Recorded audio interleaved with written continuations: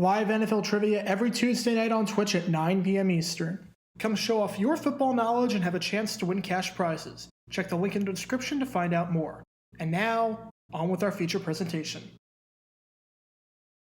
When you're playing on the road in the postseason, perhaps the most important thing that you can do is set the tone. You have to establish yourself early on, take the home crowd out of it, and play smart. Basically, the worst thing that you can do is give the opposition momentum, especially when that momentum wasn't caused by them playing well, but by you doing something stupid. I'm not calling this a dumb decision, because again, I'm saving that for the absolute worst of the worst, like running it on 4th and 9 or calling a fake punt on 4th and 35. But if you want to talk about a sequence of plays that was a tone setter in the worst possible way in a playoff game, and a bizarre one at that, then this is the place to be. In the 1982 first round between the St. Louis Cardinals and Green Bay Packers, Cardinals head coach Jim Hanifan started off the game in questionable fashion. This is a breakdown of the most confusing decision in Cardinals history. Before I dive into what was stupid about what happened here, we need some context leading up to the play. It's January 8th, 1983, and it's the first round of the Super Bowl tournament at Lambeau Field between the St. Louis Cardinals and the Green Bay Packers. Remember that back then, because of the strike, the entire structure of the schedule and the postseason changed, so 8 teams in each conference made it. It was the 5-4 Cardinals against the 5-3-1 Packers. If the Cardinals win, then it's their first win at Green Bay since 1949, when they were still playing in Chicago, and it's their first playoff win since moving to St. Louis.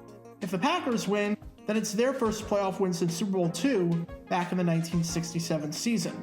The Cardinals get the ball to start off the game, and early on, it looks like things are going great.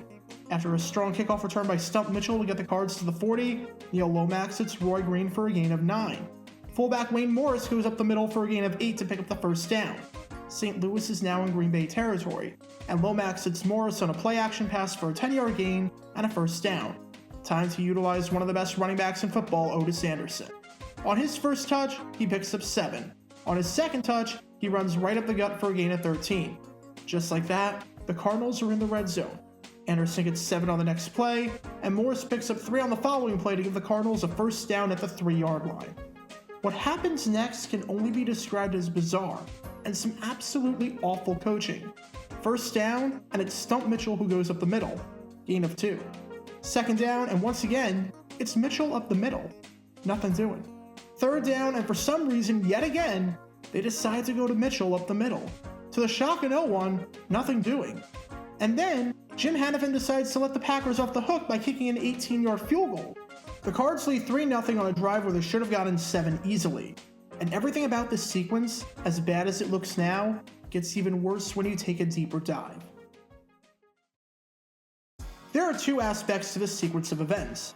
There's the 3 runs by the goal line, and there's the field goal at the 1-yard line. I'm going to talk about the goal line runs first. It's not so much that I have a problem with running the ball on the goal line.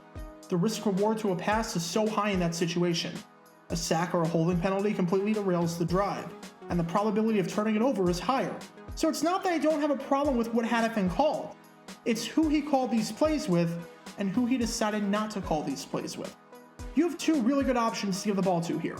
On one hand, you have Otis Anderson. Anderson is one of the best running backs in all of football. He's a 2-time Pro Bowler who is a pain to tackle. At 6'2", 220 pounds, he can be a bowling ball. And this is not the first time I made a video about his time with the Cardinals, as I made a video about the time that he accidentally scored a touchdown, if you want to check that one out in the upper right corner. More importantly, he's good in goal line situations. During the 1981 season, he had 3 touchdowns from a yard out. In fact, here's a touchdown that Anderson scored during that 1982 season against the 49ers, less than 2 months prior. It doesn't matter that the Niners are stacking the box and know what's coming and who's getting the ball. Anderson is just that good and that strong. If you don't want to give it to him, you can give it to Wayne Morris, the fullback. Goal line running is his specialty. 5 of his last 6 touchdowns entering this game were from a yard or 2 out. He had multiple touchdowns in 1982 from 1 yard out.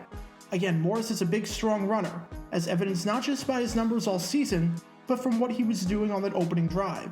Remember, Morris and Anderson were getting all the carries before this sequence. They had 5 carries for 38 yards, averaging over 7 yards per carry. Green Bay was having trouble stopping them. And yet, Hanifan decides not to give it to either of those guys. Instead, he gives it to Stump Mitchell. That is an absolutely bizarre decision. For one, Mitchell is 5'9". He's a small guy. He's not an up-the-middle guy. He's a guy that's great if you give him space, but he's not a guy that's great in goal line situations. And this isn't a knock on Mitchell. He is a very solid player. He had a 1,000-yard season in 1985 and made a nice career for himself in the league. This is just trying to fit a square peg in a round hole. What makes this all the more bizarre is that Anderson and Morris had success on the goal line in previous situations, and Mitchell had none whatsoever. In his first 2 seasons, he had not scored a single goal line touchdown on the ground. Based on the runs that I've seen Mitchell make that have gone up the middle, he goes down on first contact quite a lot. So instead of giving it to 2 of the best in football at what they do, you give it to the 5'9" guy with no success in these situations. This is like giving the ball to Darren Sproles up the middle when you got Mike Tolbert and LaDainian Tomlinson on your team. It just doesn't make sense. And to make things even worse, it's not like Hanifan tried this once hoping to catch the Packers off guard. He tried this 3 straight times. You would think the first 2 times this didn't work, that Hanifan would try something else.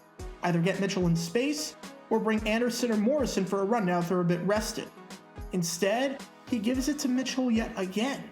Just absolutely baffling why you would do that. Now we have to talk about the field goal.